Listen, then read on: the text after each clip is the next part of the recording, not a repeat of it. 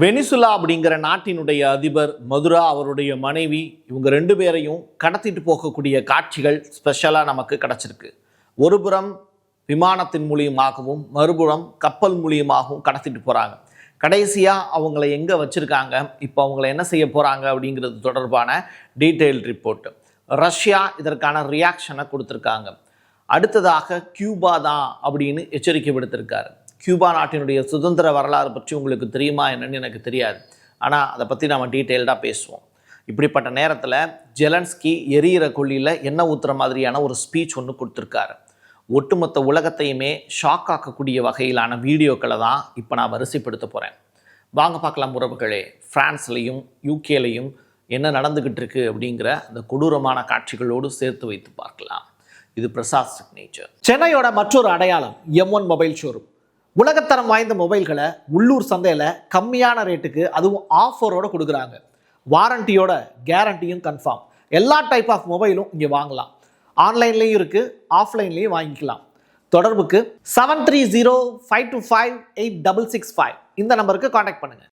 ஐஓஜிவா அப்படின்னு சொல்லிட்டு ஒரு கப்பல், இது எங்கே இருக்குது அப்படின்னா அமெரிக்காவினுடைய கப்பல்.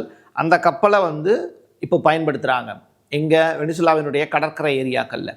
ஃபஸ்ட்டு வெனிசுலா எதிர்ப்பு பெரிய அளவில் இருக்கும் அப்படின்னு அமெரிக்கா சைட்லேருந்து சொல்லப்பட்டது. அதனால் யுஎஸ் காங்கிரஸினுடைய அனுமதி வேணும் போர் பண்ணுறதுக்கு அப்படின்னு ஒரு பிளான் வச்சுருந்தாங்க.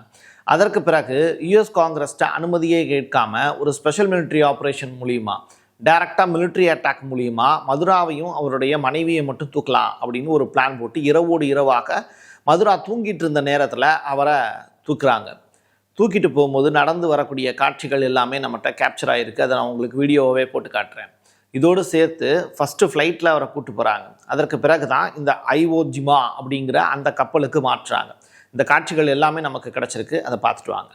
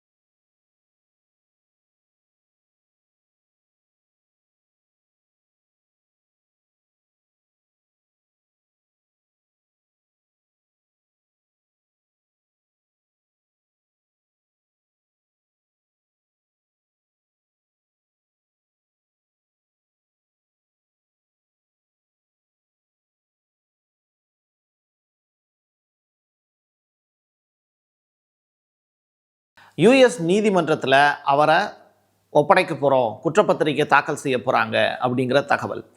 ட்ரம்ப்பினுடைய பிளான் என்ன, மதுராவை என்ன செய்ய போகிறாரு அப்படின்னு கேட்டால், டிஇஏ அப்படின்னு சொல்லிட்டு அமெரிக்காவில் இருக்கக்கூடிய ஒரு அலுவலகம், அந்த அலுவலகத்தில் கார் மூலிமா ஃபஸ்ட்டு போகிறாங்க. கப்பல் மூலிமா அமெரிக்காவுக்கு வந்துட்டாங்க. ஏன்னா லத்தீன் அமெரிக்க நாடுகள் தான் அமெரிக்காவுக்கு கீழே தான் உங்களுக்கு வெனிசுலா.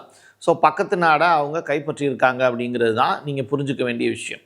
ஸோ நீங்கள் அண்டை நாடுகளை கைப்பற்றக்கூடிய வேலை அப்படிங்கிறது தொடர்ச்சியாக இங்கே இருக்கக்கூடிய எண்ணெய் வளத்தை சுரண்டுவதற்கான வேலை தான். ரொம்ப சிம்பிளான சொல்லணும்னா, ரொம்ப அந்த நாட்டின் மீது அக்கறைப்பட்டு அந்த நாட்டில் இருக்கக்கூடிய மக்களுக்காகவெல்லாம் ட்ரம்ப் இந்த வேலையை செய்யலை. பட் இது இல்லீகல் என்ட்ரி தான். பட் அவர் என்ன சொல்கிறாரு அப்படின்னா, இங்கே போதைப்பொருள் இருக்குது அப்படின்னு சொல்லி அவர் கடத்திட்டு வந்ததாக சொல்கிறாங்க.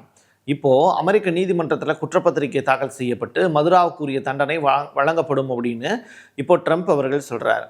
சரி, இப்போது அந்த கார் காட்சிகள் எல்லாத்தையும்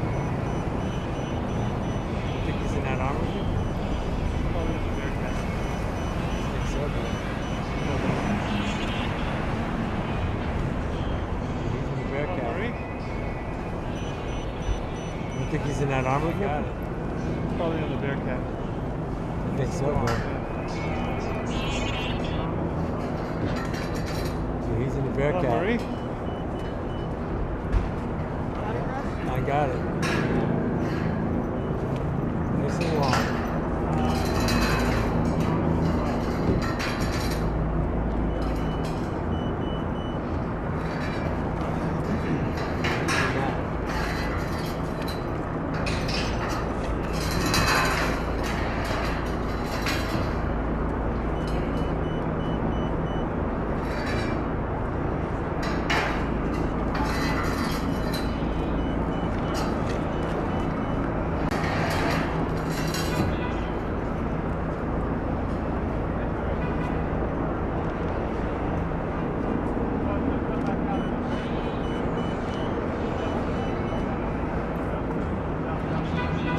அதுக்கு முன்னாடி ட்ரம்பினுடைய ஸ்பீச்சை நம்ம பார்க்கறதுக்கு முன்னாடி வெனிசுலா மக்கள் தன்னுடைய அதிபர் கைது செய்யப்பட்டதற்கு எதிராக ஒரு பெரிய போராட்டத்தில் ஈடுபடுறாங்க. 2 பார்ட் ஆஃப் பீப்புள்ஸ் வந்து அதில் இருக்காங்க. ஒன்று அமெரிக்காவினுடைய நடவடிக்கை சரின்னு சொல்லப்படக்கூடிய முட்டாள் கூட்டம் ஒரு புறம், அவங்களாம் இந்த ஜென்னிசெட் அப்படின்னு சொல்லலாம், ஜென்சி அப்படின்னு. இன்னொரு புறம் நிஜமாவே அந்த நாட்டினுடைய ஜனநாயகம் இருந்துச்சுன்னா மட்டும்தான் நம்மளால் வாழ முடியும் அப்படின்னு நினைக்கக்கூடிய மக்கள் கூட்டம் மறுபுறம். இப்போ இந்த மக்கள் கூட்டம் தான் இப்போ வெகுண்டெழுந்து போராட்டத்தில் ஈடுபடுறாங்க. இவங்க இங்கே மட்டும் கிடையாது, பிரான்ஸ்லையும் வெனிசுலாவினுடைய அதிபர் மதுராவுக்கு ஆதரவாக போராட்டங்கள் நடக்குது. யூகேலையும் அதிகமான அளவில் போராட்டங்கள் நடக்குது. சரியா? இந்த 2 டிஃப்ரெண்ட்டை நீங்கள் புரிஞ்சுக்கிட்டீங்க அப்படின்னா, மதுரா அவர்கள் கைது செய்யப்பட்டது அப்படிங்கிறது அமெரிக்காவினுடைய இல்லீகல் என்ட்ரி தான்.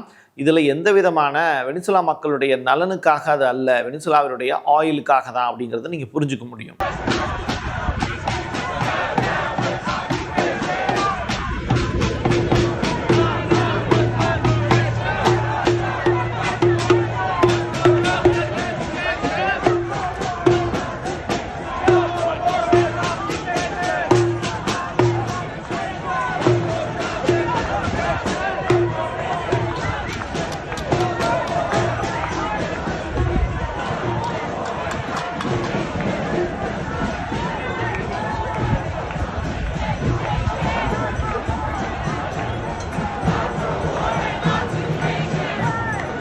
அந்த நாட்டினுடைய துணை அதிபர் இப்போ ஒரு ஸ்டேட்மெண்ட் ஒன்று சொல்கிறாங்க.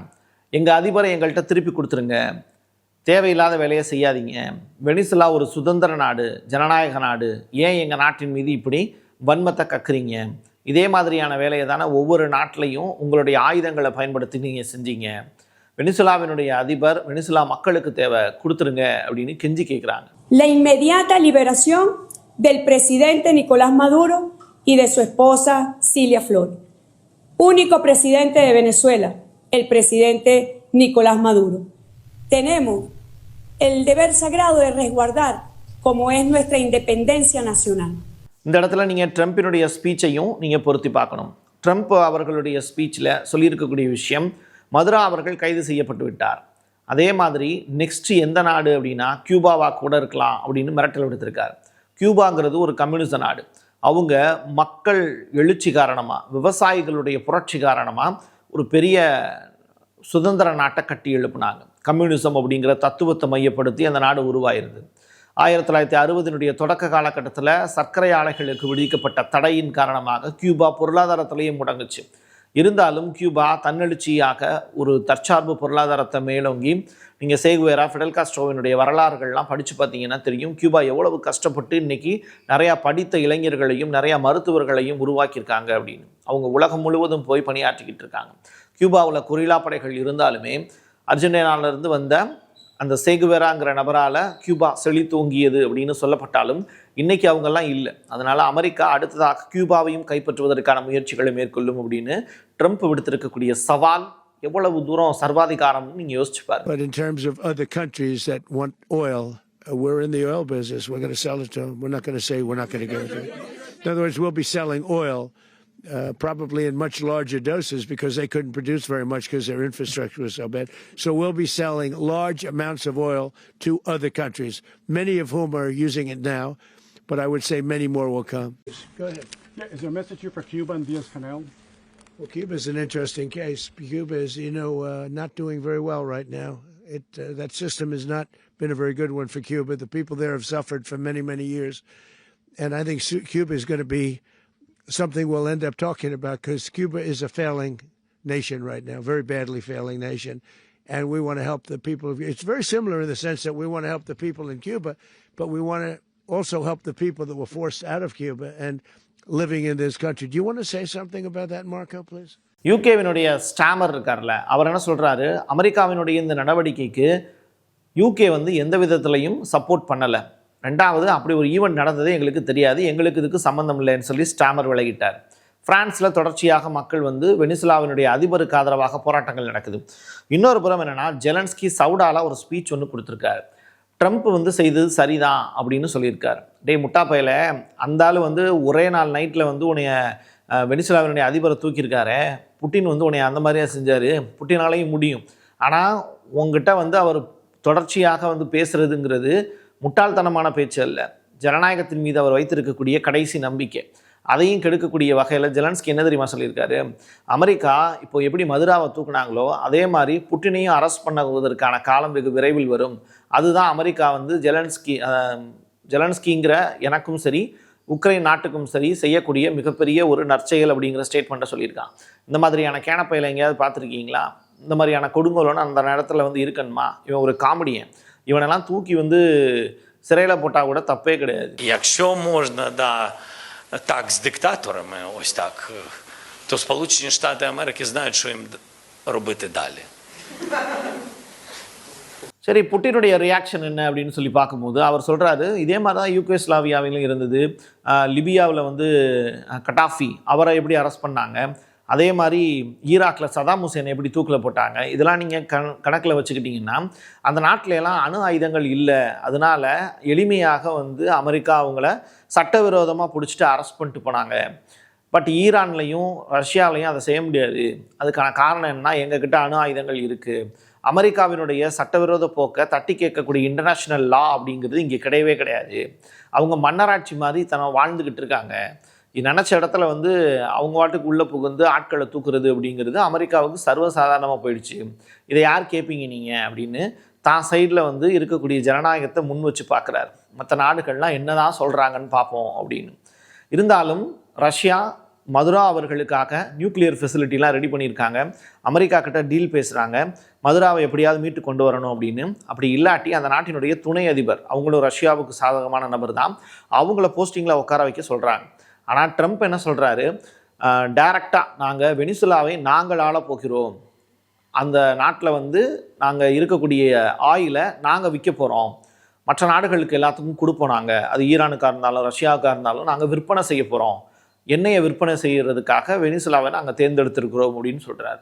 இதெல்லாம் எப்படி நியாயம் அப்படின்னு புட்டின் அவர்கள் தன்னுடைய ஆதங்கமாக பேசியிருக்கார். எது எப்படியாக இருந்தாலும் ஈரானுடைய உச்சபட்ச தலைவர் கமினி அவர்கள் சொல்லக்கூடிய ஸ்டேட்மெண்ட்டுங்கிறது, யூகேவினுடைய மரணமும் அமெரிக்காவினுடைய மரணமும் இஸ்ரேலுடைய மரணமும் நிச்சயமாக நிகழும். அப்படிப்பட்ட நாட்கள் வெகு தொலைவில் இல்லை. அப்படிப்பட்ட ஒரு நாள் தான் ஈரானில் ஆக்சஸ் ஆஃப் ரெசிஸ்டன்ஸ் சுலைமானி அவர்களுடைய கைது நடக்கப்பட்ட நாளும் இந்த மதுரா அவர்கள் கைது செய்யப்பட்ட ஜனவரி 3ஆம் தேதியும் ரொம்ப ரொம்ப கோஇன்சிடென்ட்ஸ்ன்னு தான் சொல்லணும். ஏன்னா ஈரானுடைய ஒரு பெரிய புரட்சிக்கு காரணம் ஆக்சஸ் ஆஃப் ரெசிஸ்டன்ஸ். அந்த மேப்பை வச்சு தான் இன்ன வரைக்கும் அவங்க இயங்கிட்டு இருக்காங்க. இப்படிப்பட்ட நிலையில் 2020 தொடக்கம் நினைக்கிறேன், அப்போது சுலைமானி அவர்கள் கைது செய்யப்பட்டாங்க. அவங்க தான் அதற்கான மேப்பை போட்டு கொடுத்தது. அவரை வந்து தூக்கிட்டு போய் அவரை வந்து என்கவுண்டர் பண்ணாங்க அமெரிக்கா. அதே மாதிரி மதுரா அவர்களும் கடத்தப்பட்டிருப்பது வந்து ஜனவரி 3ஆம் தேதி. இது ரெண்டுமே நடந்தது ட்ரம்பினுடைய இந்த கொடுங்கோல் ஆட்சியில் தான். இதை நீங்கள் பொருத்தி பார்த்தீங்க அப்படின்னா தெரியும் ட்ரம்ப் உலகத்திற்கு எவ்வளவு ஆபத்தானவர் அப்படின்னு. என் கையெழுத்து என் மக்களுக்கானது உறவுகளே. மீண்டும் ஒரு பதிவில் சந்திக்கலாம். நன்றி, வணக்கம். சென்னையோட மற்றொரு அடையாளம் M1 மொபைல் ஷோரூம். உலகத்தரம் வாய்ந்த மொபைல்களை உள்ளூர் சந்தையில் கம்மியான ரேட்டுக்கு அதுவும் ஆஃபரோட கொடுக்குறாங்க. வாரண்டியோட கேரண்டியும் கன்ஃபார்ம். எல்லா டைப் ஆஃப் மொபைலும் இங்கே வாங்கலாம். ஆன்லைன்லேயும் இருக்குது, ஆஃப்லைன்லேயும் வாங்கிக்கலாம். தொடர்புக்கு 7305258665 இந்த நம்பருக்கு காண்டாக்ட் பண்ணுங்க. Prasad signature media broadcasting private limited. நீங்க நியூஸ் ரீடரா மாறணுமா, கண்டென்ட் கிரியேட்டரா உருவாகணுமா, சேட்டலைட் சேனல்ல ரிப்போர்ட்டரா வேலை பார்க்கணுமா, டாக்குமெண்ட்ரி மேக்கிங்ல இருந்து ஜேர்னலிசம் பற்றிய முழுமையான பயிற்சி பெற உங்களுக்கான அருமையான வாய்ப்பு. எங்களை தேடி வாங்க. ஆன்லைன் மற்றும் நேரடி பயிற்சி வகுப்புகளும் சர்டிபிகேட் கோர்ஸாவே கத்துத்தரும். மீடியா துறையில் 10 ஆண்டுகளுக்கு மேல அனுபவம் உள்ளவர்கள் பயிற்சி கொடுப்பார்கள். வாய்ஸ் ஓவர் தொடங்கி வாய்ஸ்லெஸ் பீப்புளுக்காக உங்களை சிறந்த ஜேர்னலிஸ்டா உருவாக்க வேண்டியது எங்களோட பொறுப்பு. ஸ்கூல்ஸ் அண்ட் காலேஜஸ்ல ஜூனியர் ஜேர்னலிஸ்ட்ங்கிற பேர்ல ஒர்க் ஷாப்பும் கண்டக்ட் பண்ணி கொடுக்குறோம். மோட்டிவேஷனல் ஸ்பீக்கரா கடந்த 15 ஆண்டுகளா கல்வி நிறுவனங்களுக்கு நிகழ்ச்சிகளும் நடத்தி தரோம். தொடர்புக்கு 9944790333 94493594 prasadsignature@gmail.com. உங்களுடைய தொழில் சம்பந்தமான விளம்பரங்களை நமது சேனலில் ஒளிபரப்ப உங்களுக்கான அருமையான வாய்ப்பு.